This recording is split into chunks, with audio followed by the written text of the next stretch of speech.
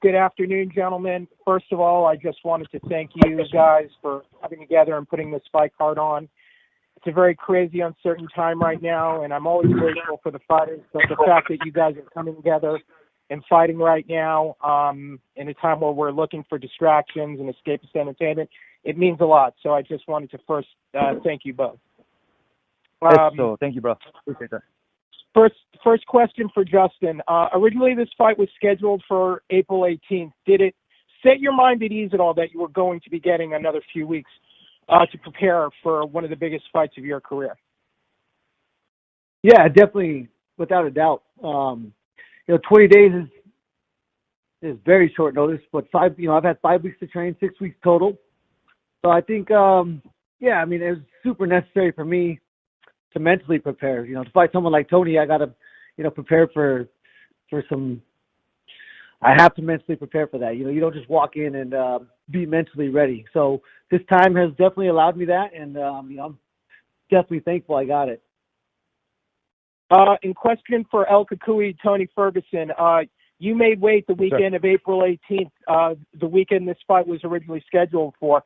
I was so impressed when you did that. I can't think of many fighters who would normally do something like that. But has doing that made it easier for you to kind of stay at an optimal weight to get ready for this new date that was set? I didn't think it was that impressive at all. Justin can vouch for this one too. When you're a wrestler, you make weight every weekend, and it just seemed like the right thing to do. There wasn't shit going on, so it gave somebody something to watch and look forward to, and it wasn't easy. I'll be real. It was actually pretty difficult. I didn't have my nutritionist or anybody with me to do it, and just handled it the way that I knew how to. And I took the reins by my own hand and just went out there and just fucking did it, man. Obviously, like I said before, we don't know if the fights would have happened if I didn't make weight or anything. There wasn't anything going on, so to me, it just made fucking sense, man. And for Tony and Justin, this is called an interim title fight, but would either of you see yourselves as the true champion of this division after this fight is over, considering Khabib is not making it to this fight, and I guess no one sent him location? Fuck Khabib. I'm going to be real. Sorry about cutting you out, Justin, but I want to say fuck Khabib. I'm defending my belt for the third time. This is for the real belt. This is not for an interim title. This is for the real championship shit, man. It's champ shit only, buddy. Yeah, for me, this is the biggest fight of my life. The interim belt means for me that you'll be recognized as the number 2 man in the world. Khabib can't fight right now, so these are the 2 baddest men on the planet in this weight class fighting this weekend for the right to call themselves the best, and then ultimately challenge Khabib. I think we're fighting for the opportunity to represent America against Khabib, and that's what I'm fighting for. I told Khabib to set it down and walk away. That dude's a bitch. I'm going to be real. Look at him and McNuggets. They both need to fucking retire. The only 2 real men out there right now are going to be me and Justin Gaethje. American motherfuckers. Yeah. Fuck it. Thank you, gentlemen, and good luck. Thank you. Yes, sir. Our next question comes from Damon Martin with MMAfighting.com. Hey guys, first question for Tony. Obviously, you had no intention of waiting. You wanted to fight Justin, but kind of walk me through that mindset, because I don't think anyone would have blamed you to say, "Hey, I'll wait for Khabib. It's a fight we've all waited for." But what was the mindset in taking a short notice fight against? We got to be honest, Justin's a very dangerous guy. It wasn't short notice. I've been training for fucking 6 to 7 months. As soon as we found out we were going to fight Khabib, I was already training in December. So, obviously conditioning's there, strength's there. My body's completely changed. I didn't have a strength and conditioning coach besides myself, and I had my trainers actually push me through the ringer for every single practice. 12-hour days. Seriously, man, it wasn't easy, but I made it happen, and I'm very lucky to be able to have a fucking team, one of the best teams that's out there in the whole entire world, man, and I'm ready for fucking anything, man. And I went in the Ultimate Fighter, and I won that bitch at 170 pounds, and it was a tournament. So it doesn't matter who you put in front of me. I'm going to go out there and give my best. Win or lose, I'm going to walk away a fucking winner. You've already kind of mentioned it, but I got to ask the question. Everything goes well on Saturday night. Will you move on to something else? Are you even interested in rebooking the fight with Khabib, considering all the things that have surrounded that fight falling apart? No, you can stop right there, bro. I'm not going to answer that fucking question. We're worrying about UFC 249, the fights with Justin Gaethje. So with that being said, obviously we know what Justin brings to the table. He's an incredibly tough guy, huge knockout power. When you look at his game, what impresses you about Justin? I don't know. Why don't you ask Justin what impresses him about me? I will ask him that, but I'll ask you first. What impresses you about Justin? He's got a lot of heart. Justin, for you, obviously you've fought a lot of great guys in your career, so I'll kind of turn that question around to you. When you look at Tony, what does impress you most about Tony Ferguson? Man, I'm a huge fan of MMA, and first and foremost, I think humans recognize effort, and I recognize he gives max effort, the tenacity that he brings to the cage. I'm looking forward to the storm. You know, I know that for one, we get to put paychecks in our own pocket. We get to put a paycheck in every UFC employee's pocket that's going to work this event. And we get to inspire people to not give up right now. You know, and he, for me, you know, before I was fighting him, after I'm fighting him, he's the epitome of an athlete, of a UFC athlete. He loves violence. He loves carnage. And you know, this is a recipe for disaster, and I think we both want to be on that path. I really don't like hurting people. I just go in there and do my shit. And unfortunately, they fucked up. My bad, dude. I don't want to. No one wants to seriously. I pray every day that neither one of us get chronically injured. But one of us, you know, a fight is a fight, and people love violence. So that's what we do best. And Justin, you know, you talked about your end goal is always to get to the lightweight title. Obviously, this is kind of a weird set of circumstances to get here, but have you kind of wrapped your head around that, you know, what it will mean, you know, to finally win that title if everything goes well for you on Saturday night? Because I know that's kind of always been the end goal. Everyone talks about the bonuses and the exciting fights, but I know your goal has always been to be champion. Yeah, I haven't really processed. My life doesn't exist after May 9th right now. And that honestly, it doesn't matter. When the fight comes, there's only a few things that I can control. That's preparation, effort. The preparation's there. The effort will be there. And outside that, like I said, my life does not exist after May 9th right now. Awesome. Best of luck this weekend, guys. Thank you, Damon. Sure. And as a reminder, that is *1 to ask a phone question.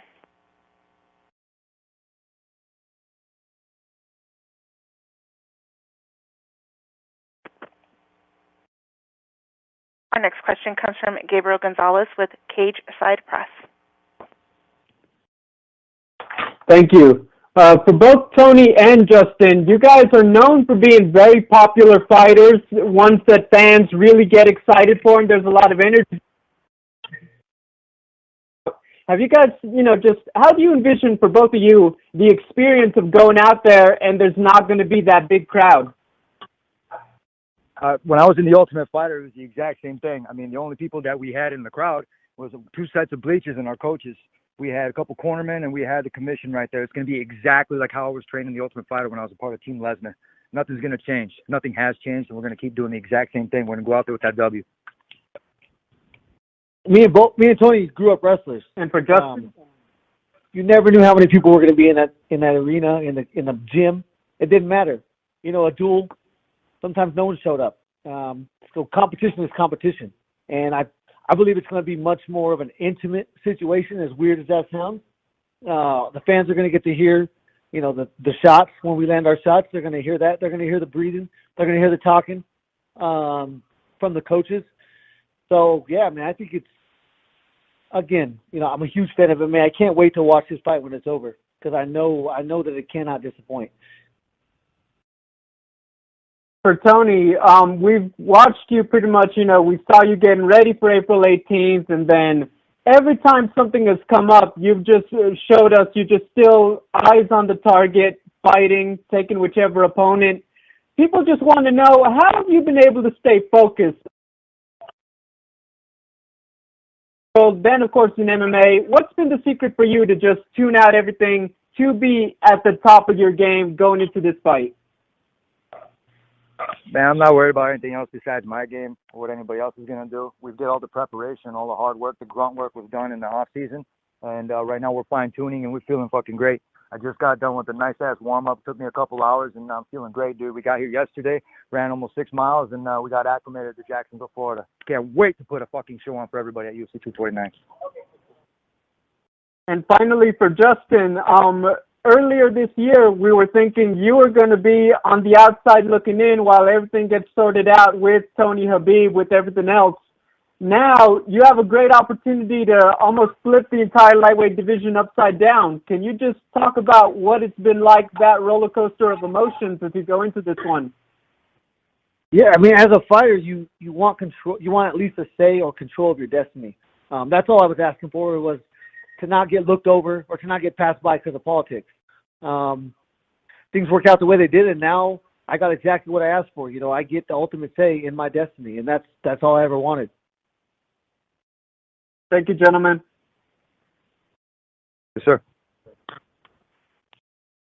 Next question comes from Danny Segura with MMA Junkie.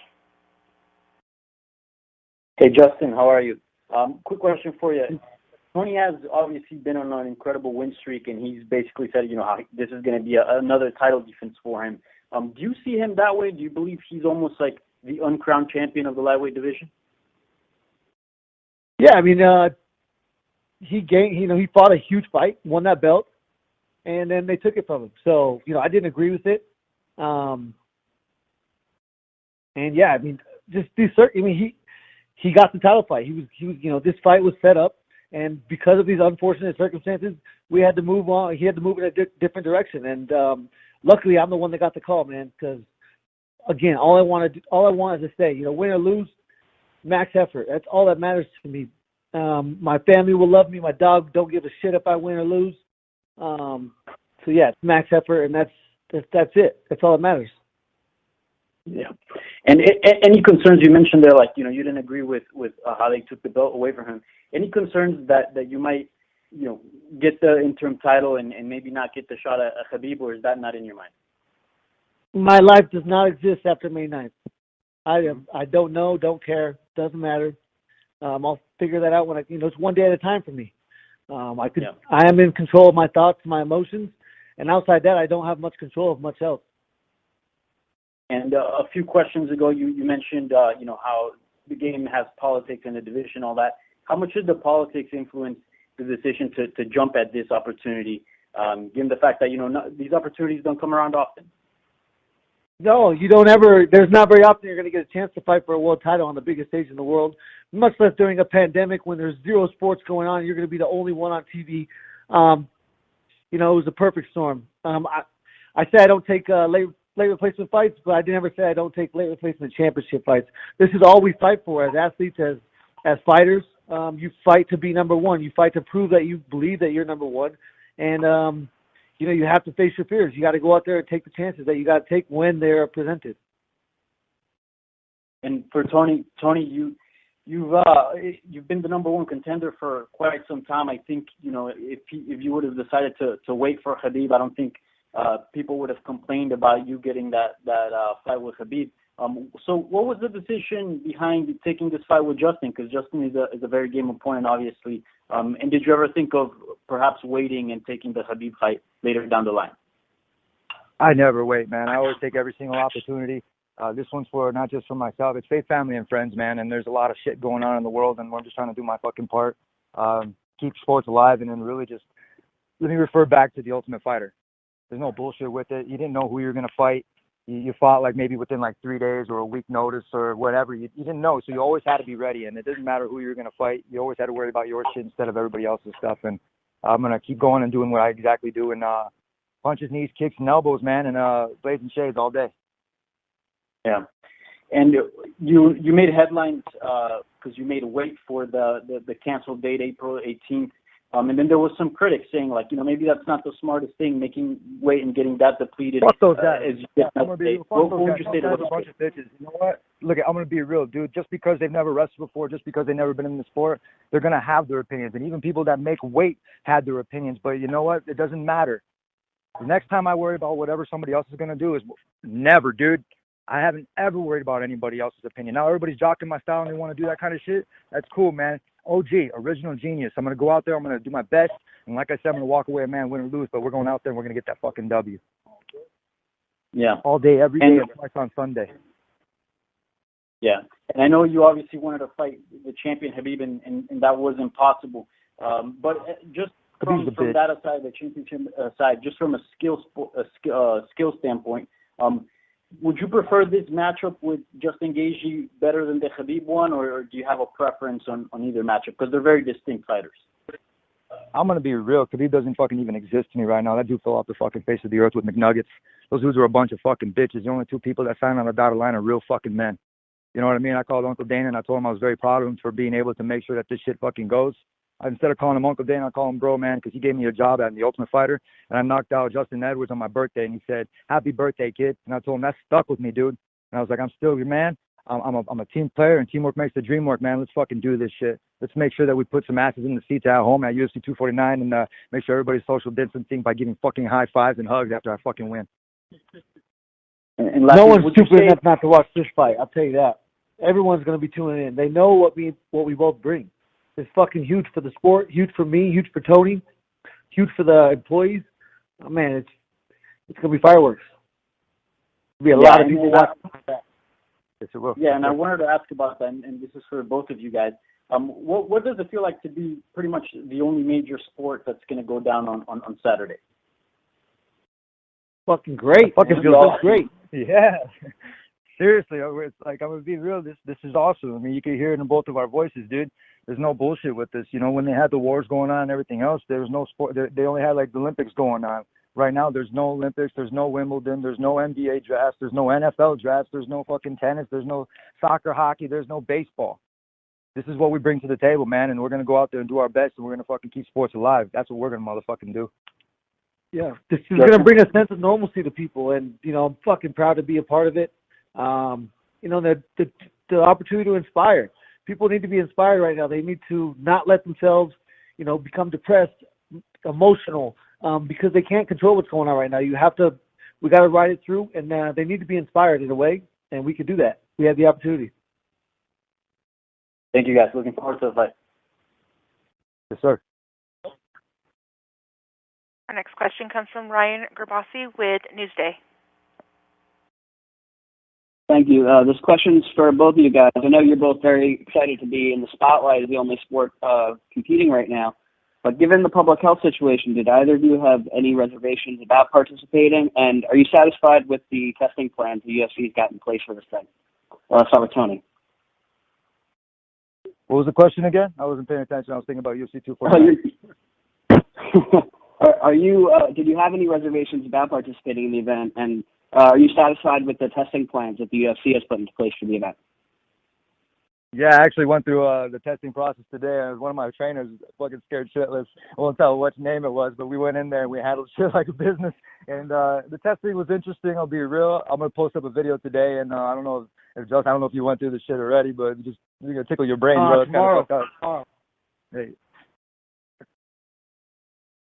I'll be going through that tomorrow. Man, I honestly had no reservations. Fighting is very dangerous. So I think we'll be just fine. When it comes Have you made any Have you made any changes in your travel plans and how you plan to go through everything, getting to the event, and whatnot? Has anything changed? Wearing a mask. I wish they put us on a private plane, but that didn't happen. So here we go. I felt like Sub-Zero on the fucking thing. I was walking through everywhere, and I had my shades on and my shit. It felt like Mortal Kombat. Just waiting for that Fight Island, man. That's all we're trying to wait for. Fuck, this is going to be exactly like Mortal Kombat. This is perfect. Get over here. It's awesome. All right. Thanks, guys. Yes, sir. Our next question comes from Mike Heck with MMA Fighting. Hey guys, Justin, I just had a quick question for you. When this fight was first booked, you had done some interviews and talked about how you felt like it was terrifying with everything going on, that you seemingly have to doubt yourself to sort of give you that extra boost heading into a fight. How would you describe how you're feeling about it 4 days away from your first shot of the UFC title? Yeah, man, the fear had nothing to do with what was going on. It was the opponent I was facing. I know that this man's a cardio machine. And it's just impossible to get ready in 18 days.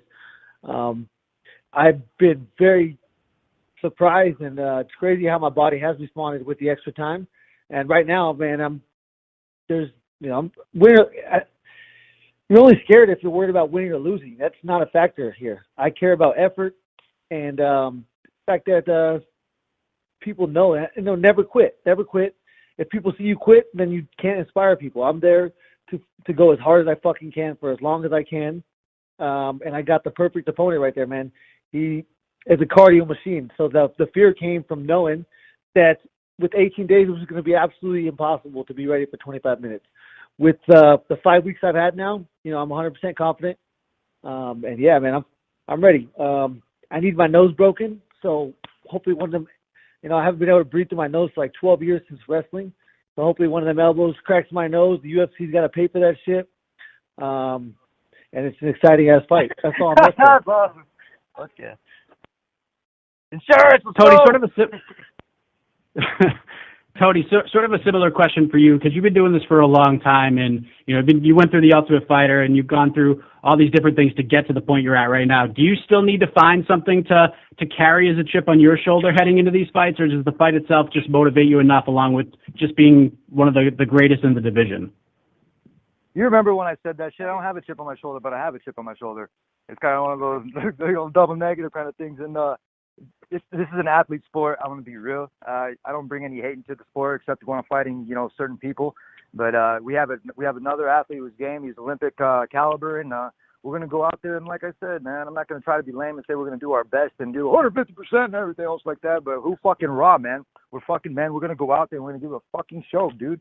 I mean, literally, it doesn't matter. It will be a war. It will be a war, and the people will fucking love it. We're going to go out there and we're Tony, going to also, business, man, and we're going to shake hands. And I'm going to be, hold on, I'm still talking, brother. Just kidding, man. Go ahead. I was just gonna say, there's no hate here. There's a lot of respect between both of you guys. You guys kind of know what you're up against. You're going to go in there and you're going to go to war for as long as the fight takes place. But how refreshing is that for you, just knowing that you're going to go into a fight with a guy who's just as game as you are, that's just as fired up as you are, and there's no hatred or BS to be thrown around here in terms of headlines and clicks and things like that.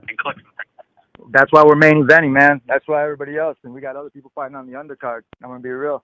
We don't have to refer back to who, but we're going to say, you know what, this is where we belong, and we're the best of the best, and we're top five. We're going to go in there, and we're going to do exactly what we do, and that's fucking throwing fucking bows, bro. Justin, is this outside of the title implications from a competitive standpoint, is this the most enthused and fired up you've been for a fight outside of the main event and the title implications? Yeah, I mean, after I think it was my big win, I said I wanted to fight Tony because I know, man, we're both some very fucking special people when it comes to being able to be comfortable when adrenaline is coursing through your veins. That is not something that is natural. That is something that has been learned, been worked on. And that feeling when it's going through my veins, it's the best drug on earth. I'm telling you right now, it's the feeling of being in a life or death situation and being able to actually be comfortable there, there's nothing like it, man. And I know that he is the same way. And, I knew one of us is probably going to get two bonuses. We're both getting one bonus. And I fight for money. So this is, and at the time when I said that, I was shooting to be the most exciting fighter in the world. And Tony is the best opponent to bring that out of me. All the best to you guys. Thank you. Yes, sir. Thank you. We'll take our next question from Alistair Hendry with Fighters Only. Hi, Justin. Just a quick question. I noticed that you made your pro debut a month after Ferguson made his UFC debut, so it seems crazy how quickly you've come up. But when you were coming up on Raging the Cage and World Series of Fighting, how much of a fan were you of Tony Ferguson? You're saying he signed with the UFC a month before I did? No. I was saying you made your pro debut a month after Ferguson made his UFC debut. Oh, I got you. Okay. Man, it's fucking awesome. It's surreal.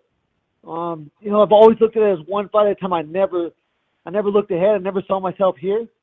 But, it's a testament to hard work. I've worked since I was 4 years old. And luckily this became an option and a career path. And I was fucking born, bred, raised to be exactly where I'm at right now in hindsight. But yeah, it's surreal when you look back. I think I'll really enjoy looking back on the career and how fast or how slow or how bad or how good it all went. But that can't happen until it's over. Right now, it has to be one day at a time, one fight at a time. This sport is too dangerous to look ahead. Of course, and in terms of social distancing, how much have you been able to see Trevor Whitman, or is it just a case of video calls and phone calls at the time, or before in the last couple of weeks? How often have you been able to see him? Luckily, I have a private gym, so I've seen him every single day. I do all my wrestling there. I do all my boxing, all my privates with my coaches there. There's been no problem. My life has not changed one bit since this started. I live by myself, so that's pretty easy. I've been in isolation for a couple of years now, getting my mind ready for opportunities like this. Sure, and I noticed you said something really interesting in the Countdown show. You said that when you were a lot younger, before you got into MMA, you were quite keen to be a social worker. What kind of got you into thinking about that career? The biggest thing was having the parents that I have. I have amazing, unbelievable parents. And, now as I grow up, I understand how lucky I am for that. It's not something that is given to every person, and it's something that, that we don't all get. And so when I understood this, I thought if I could be that positive influence for one kid, much less 100. Now with this platform, I can reach much more. But if, in my mindset, it was like, I was lucky enough to have that, and I owe it to at least one child to try and be a positive influence or try and change the negative connotations that they have on life. Cool, great, thanks. So I've got one question for Tony as well. In terms of entertainment value for the fans, would you say Gaethje is the most exciting replacement for Khabib you could have asked for? Justin's a game opponent, man. God, I'm lifting weights right now. I want to be real. I'm not worried about what he's bringing to the table. I'm worrying about exactly what I'm doing, man. We went back to basics, and it's a grunt lifestyle. I'm gonna be real, man. No comment after that. I don't give a fuck about Khabib or, like I said, McNuggets, dude. These guys are a bunch of bitches. Tiramisu Tuesday, McNugget Monday stays. And we got Gaethje, man, and I can't wait till Sunday morning. Excellent, cool. Thanks for your time, guys. Yes, sir. Thank you. And that's all the time we have for questions. I'll turn the call back to Lene for additional remarks. Yes, ma'am. Thank you, Lauren. And I would like to thank Tony, Justin, and everyone else for joining today's call. Please stay tuned for more information on UFC 249 over the course of the week.